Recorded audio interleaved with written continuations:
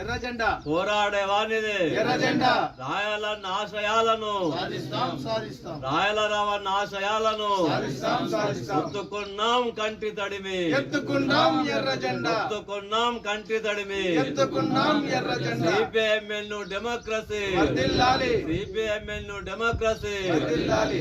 రాయల సుభాష్ చంద్రబోస్ రవణకు CPIML new democracy Armur division committee తరఫున విప్లవ జోహార్లు.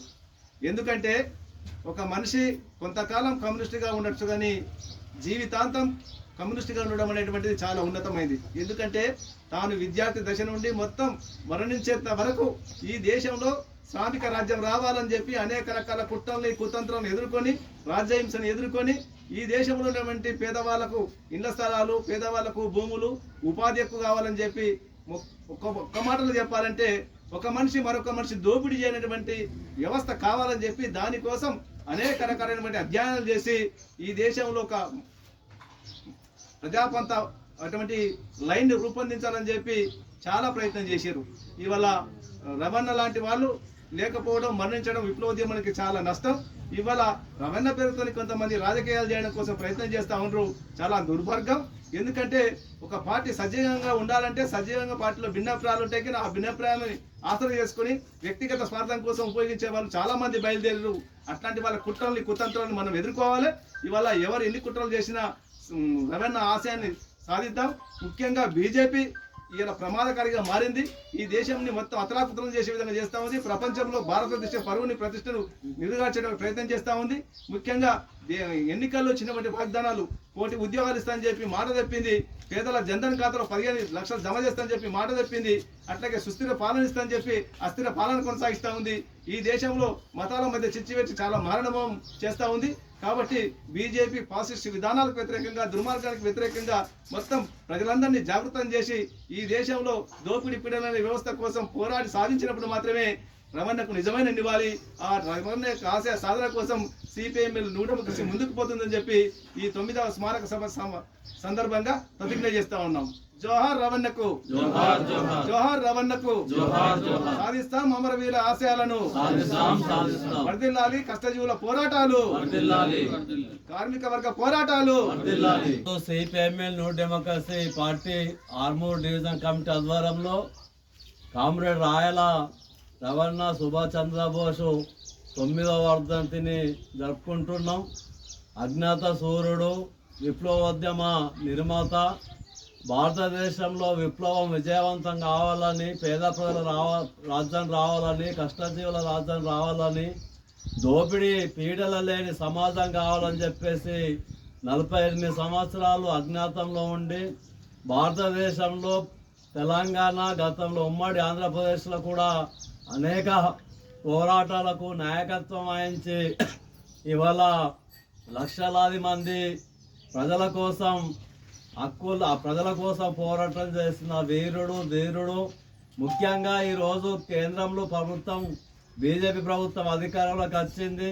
అనేక వాగ్దానాలు చేసింది కానీ ఏ వాగ్దానాలు నెరవేర్చకపోగా విపరీతమైనటువంటి అన్యాయాలు, దోపిడీ గురవుతున్నటువంటి పరిస్థితి మనం చూస్తూ ఉన్నాం.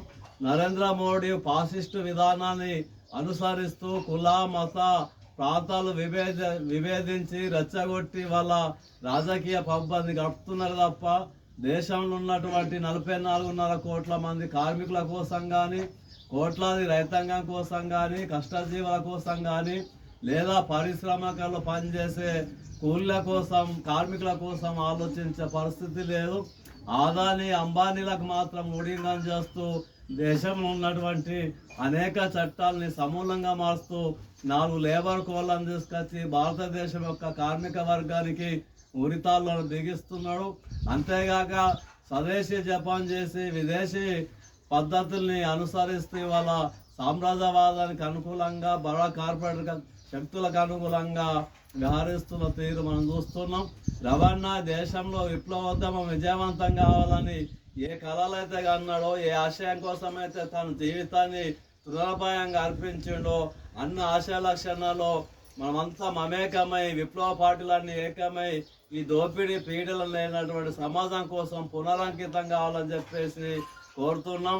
అట్లాగే మాస్ లైన్ వాళ్లకు రవణ వర్ధంతిని జరిపే నైతిక అర్హత కూడా లేదని చెప్పేసి సందర్భంగా తెలియజేస్తున్నాం. పోరాటాల్లో ముందుకు రావాల్సిందిగా కార్మిక వర్గానికి, రైతాంగానికి, ప్రజలందరికీ విజ్ఞప్తి చేస్తా ఉన్నాం. రాయలా రవణ నీకు జోహారులు, అందుకో మా పేద ప్రజల జోహారులు. రాయలా రవణ నీకు జోహారులు, అందుకో మా పేద ప్రజల జోహారులు అంటూ ఈరోజు 9 సంవత్సరాలు అవుతుంది ఆ అన్న మరణించి.